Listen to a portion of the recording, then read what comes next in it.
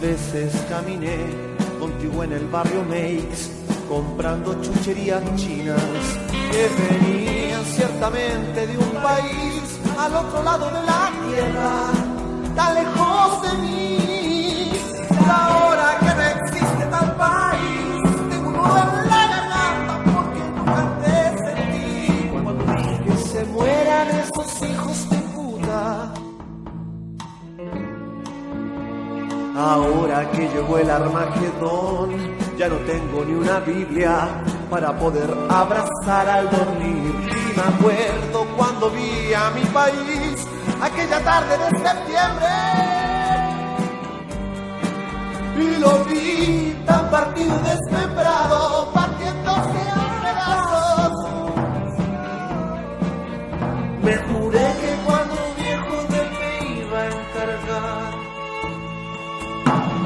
Que las estrellas quieren que cuando muere el germen de todo lo que hay, al menos el rastro de mi esencia, al menos que el rastro de mis penas, al menos que el rastro de mi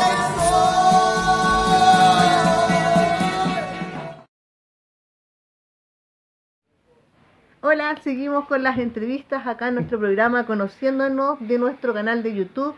Si les gusta esta entrevista, suscríbase porque tenemos muchos más autores que vamos a seguir investigando, entrevistándole y consultándole. Ahora me encuentro en el Taller Sol con el filósofo y tallerista de acá, el señor Arturo Ruiz. Un gusto saludarte, Arturo, ¿cómo estás? Hola, ahí estamos.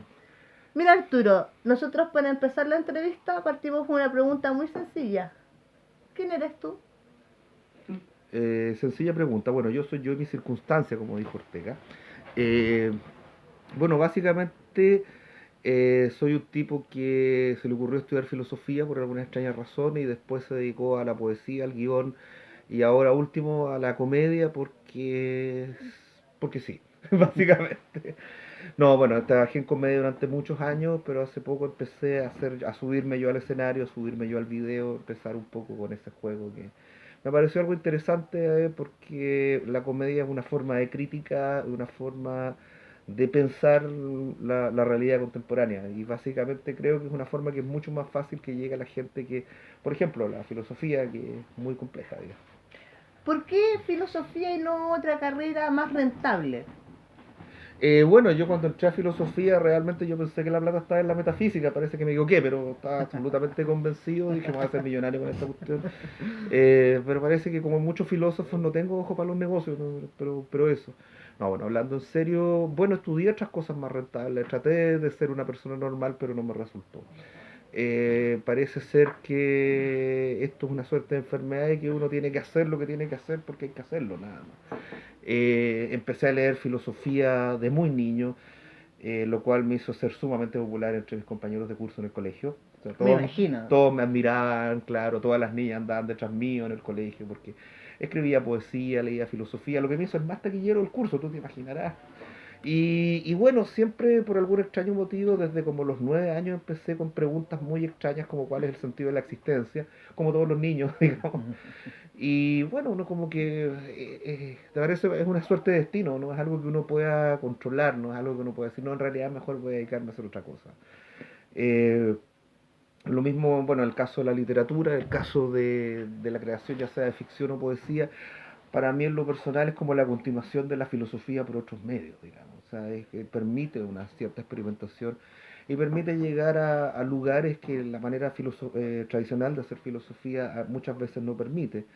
Bueno, ya Heidegger decía que la filosofía y la poesía, digamos, él hablaba de poesía, pero entendiendo poesía en sentido amplio, como el arte de la creación, incluso y también en sentido estricto, vienen siendo como dos caras de lo mismo, que la filosofía es elevada allí donde la poética es profunda y viceversa, pero en el fondo se refieren al ser, se refieren al ser en el mundo del hombre, son maneras radicales de ser, digamos.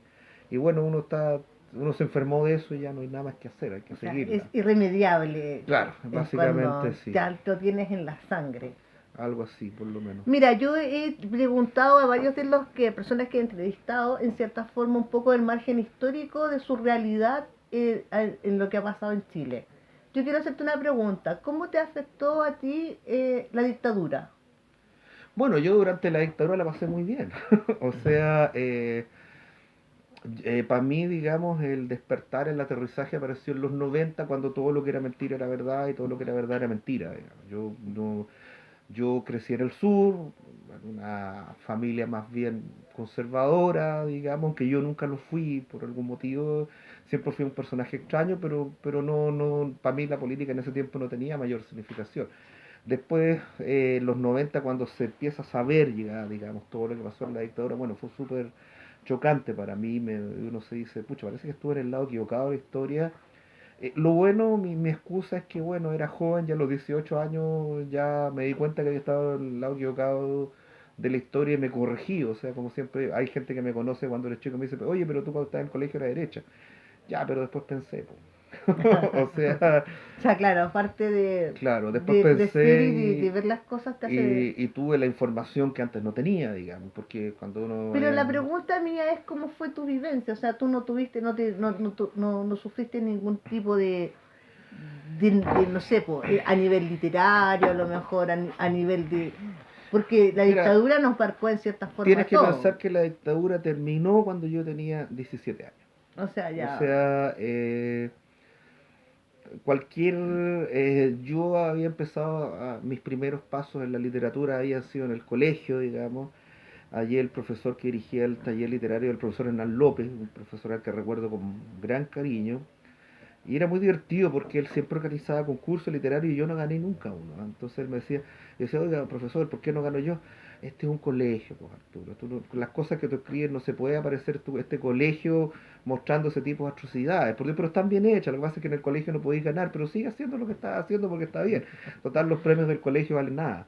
Entonces, y él me dijo eso, digamos, claro, no puedo poner, por ejemplo, uno de los cuentos que escribí cuando niño, que una niña escribió un cuento que se llamaba Diario de Vida Intrauterino, que era contra el aborto, y mi respuesta fue un niño que se suicidaba en el vientre porque se daba cuenta que nacer no era bueno, entonces ya en una preclara conciencia de que la vida iba a ser difícil, se suicidaba antes de nacer. Entonces, claro, ese cuento le gustó mucho a mi profe, pero la verdad que no ganó. Entonces era No, es que no se podía mostrar. no en el colegio, no en el contexto de un colegio, pero no tampoco viví una represión ni una censura. No, o sea, tú viviste un Eh, buen pasar, o sea, no te diste ahora, cuenta de la realidad que había tras tu mundo, o por así sea, decirlo. en gran medida, bueno, mi familia no fue afectada por persecuciones. Vivíamos en el sur, o sea, cuando aquí había toque de queda, ya no había. Eso yo creo que puede eh, ser la mayor diferencia. claro, era un entorno mucho más tranquilo. Alcancé a conocer lo que era el Chile de los años 70 a pesar de que estábamos en dictadura, pero como que no se sentía mucho todavía ya. Y seguía habiendo, por ejemplo, solidaridad entre los vecinos, por ejemplo. Yo viví una época en que nadie tenía teléfono. Entonces siempre había un vecino que era alguien mayor, porque había listas de espera largas. Entonces la gente que tenía teléfono era gente vieja. Mis padres, que eran padres jóvenes, no tenían teléfono. Y la mayoría de los padres de mis amigos tampoco tenían teléfono. Había dos personas con teléfono en donde yo vivía. Y siempre uno de esos teléfonos era el teléfono de emergencia, por ejemplo, que tú dabas, que era el teléfono de un vecino, la gente Ah, se sí, yo recuerdo, ayudaba, te sí. fijas. Entonces había comunidad, había una serie de cosas, y yo creo que fue un poco el hecho de estar tan lejos de Santiago, el hecho de incluso las persecuciones, si bien en el sur fueron en los campos, en las ciudades no se dieron así, porque bueno, resulta que eran todos amigos, los militares eran amigos de los civiles. De hecho, después el gobierno de la dictadura empezó a cambiar a los militares de zonas muy seguido para romper esa amistad que tenían los militares de la provincia con los civiles de la provincia, digamos. Porque claro, ¿no? Oye, te van a allanar la casa, quema todas tus cosas.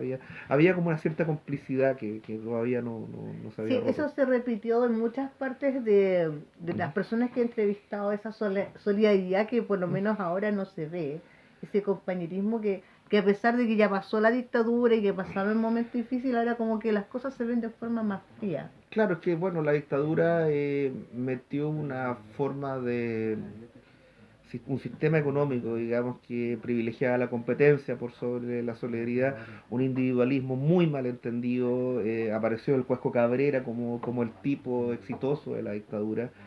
Y bueno, todo el mundo empezó en esa, empezaron las envidias, arribismo, y claro, la gente se distanció. Yo creo que ese proceso se vivió principalmente en los 80 en el sur, yo creo que de la segunda mitad de los 80. Y parece que en Santiago fue un poco anterior, pero era eso principalmente, yo creo que eso fue. Entonces, yo creo que la manera que uno lo afecta más la dictadura, y yo creo que es el hecho de que las instituciones de la dictadura, le hace las AFP, ciertas formas de criminalización de la protesta social sigan existiendo en una supuesta democracia. O sea, A lo que quería en este llegar. momento estamos Tu hablando, perspectiva, después de la dictadura, nosotros llegamos a la... Porque yo, por ejemplo, soy una hija de la democracia. Yo claro, empecé por mi edad, aunque ustedes no le crean, soy joven. Nosotros no vivimos por ese el pánico del golpe, o muchas personas no lo ujú. percibieron por estar lejos como tú.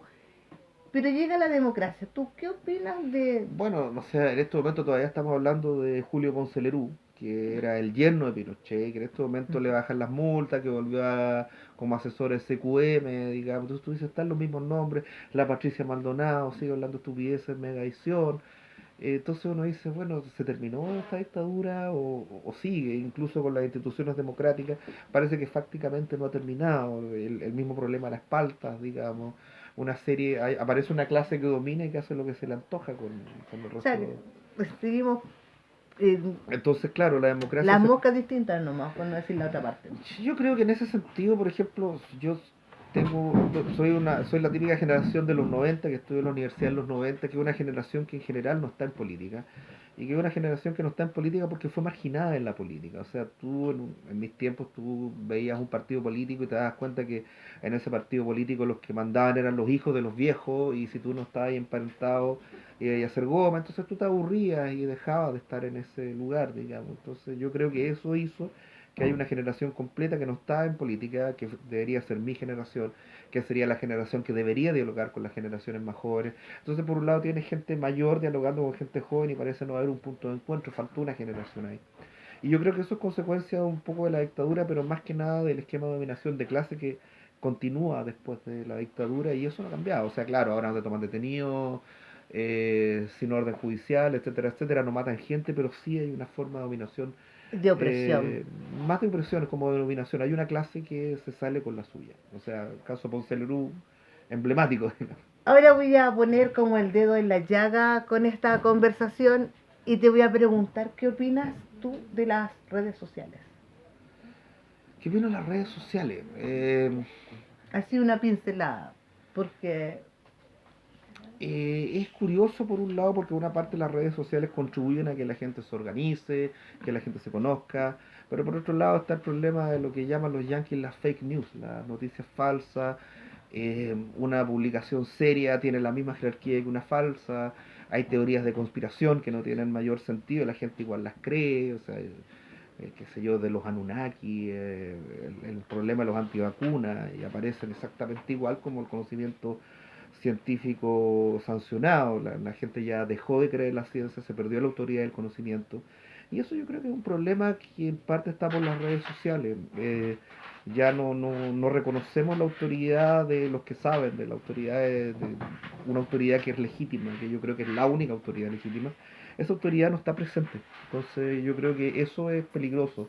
Eso es lo que llevó en algún momento al triunfo de un Donald Trump en Estados Unidos.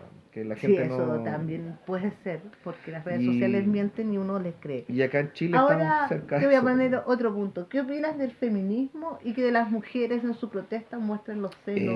Mira, yo soy un hombre blanco heterosexual que come carne. Eso quiere decir que el único pene que me gusta es el mío. Hemos estado juntos mucho tiempo y no quiero que me lo corten, así que no voy a opinar de ese tema. Te digo al tiro. Yo sé que tú tienes, y por eso dije que iba a poner el dedo en la llaga, tienes Claro. algunos inconvenientes, pero te voy a O pedir sea, no que me tengo... definas unos términos. Ujú. Micromachismo. Micromachismo es como digo, soy hombre heterosexual como carne, no quiero que me corten nada, digamos. Eh, sí, mira, yo lo que te puedo decir del feminismo, el feminismo No, tiene, la pregunta es, ¿qué es voy micromachismo? para allá, el feminismo tiene tres olas. La segunda ola es la ola, por ejemplo, la Simone de Beauvoir, que cuando se buscaba la igualdad y todo eso. El micromachismo se ha definido como formas de dominación masculina que no son conscientes, que hablan del mansplaining, que es el hecho que los hombres planean, que se sienten superiores a las mujeres por ser hombres, digamos. En lo personal, no sé si creo que hay algo de eso puede ser cierto, pero creo que hay otras cosas que no, creo que tal vez es un poco exagerado ese tipo de concepto. Eh, eh, Sin embargo, yo creo que es un tema que se debe, pero se debería analizar con la cabeza fría, ¿no? Es un machismo cultural que no es consciente. Alguien que no es machista igual puede ser micromachista, pero en esto también las mujeres pueden ser micromachistas si no se dan cuenta. ¿Qué significa violencia simbólica? No estoy de acuerdo con ese concepto. Es un concepto elaborado por Pierre Bourdieu. El concepto se refiere principalmente a ejercer violencia a través de símbolos de poder. En el caso del feminismo, como que el solo hecho de tener un pene te hace más poderoso y todo lo que tú digas ya de alguna manera ejerce algún tipo de violencia. Esto está basado a su vez en la idea del poder pastoral de Foucault, que es una idea con la que yo no comparto. Es un concepto que no es un concepto unánime en este momento en las humanidades, sino que es un concepto que es discutible y controversial. Creo que no es un término que debiera usarse. Y por último, para terminar, tus perspectivas, tus proyectos, tus libros, tus publicaciones. Bueno, yo tengo una novela publicada que se llama Los pájaros negros, Real Editores, estuvo en librería, excelente crítica, tuvo en su momento pocas ventas porque, bueno, no estuve en Chile para hacer el marketing en ese tiempo. Todavía se puede encontrar en Busca Libre. Tengo el libro Quejumbre, Resentimiento, Poemas sin fines de lucro desde el descenso social. Y tengo el libro Breviario de la Derecha, que es un ensayo humorístico que es básicamente como un manifiesto del Partido Comunista, pero de derecha. Que ha vuelto a cobrar vigencia ahora último, no sé por qué. Entonces, la mayoría de mis libros, o sea, mis libros se pueden encontrar en Amazon, está todo, lo que no está en librería está en Amazon. Eh, pero siguen ahí, están ahí. ¿Y proyectos? Bueno, en este momento estoy trabajando, en este momento tengo dos novelas que están, hay una que está en crowdfunding en España, que es la novela Esclavitud, el costo de la heterosexualidad. Hay un capítulo publicado en la página de Pentean, que a su vez fue publicado al Quinto Poder y está en formato audiobook en YouTube. Esta novela fue seleccionada por la editorial Pentean española y esta editorial financia a través del crowdfunding. Así que si buscan Esclavitud, el costo de la heterosexualidad por Arturo Ruiz, la van a encontrar en internet y pueden colaborar y pueden acceder a esta novela. Eso es lo que está más ahora. Hay un par de los trabajos más en carpeta, hay algunos libros de poesía. En este momento estoy terminando un libro que se llama Desgana, que son sonetos. Me gusta trabajar la poesía con estructuras clásicas. Creo que de alguna forma la estructura clásica permite un ritmo y también es una especie de llamado al orden y a la racionalidad desde la sola estructura. En este proyecto se mezclan imágenes clásicas de dioses griegos con problemas contemporáneos en una especie de unión dialéctica. Eso es lo que estoy trabajando en este momento en poesía. Ya pues Arturo, no te traje ningún libro porque tú todos los libros que nos estamos regalando, como es parte de la agrupación, los tienes. ¿Sí? Y te traje estos inciensos con esta cosita para ponerlo el porta incienso de regalo. Muchas gracias por tu entrevista y nos estamos viendo. Ya, pues. Ahora nos vamos a la tertulia que dirige nuestro amigo Arturo de Hegel. Todos los miércoles tenemos tertulias acá en el Taller Sol de diferentes temas. Suscríbase a nuestra página.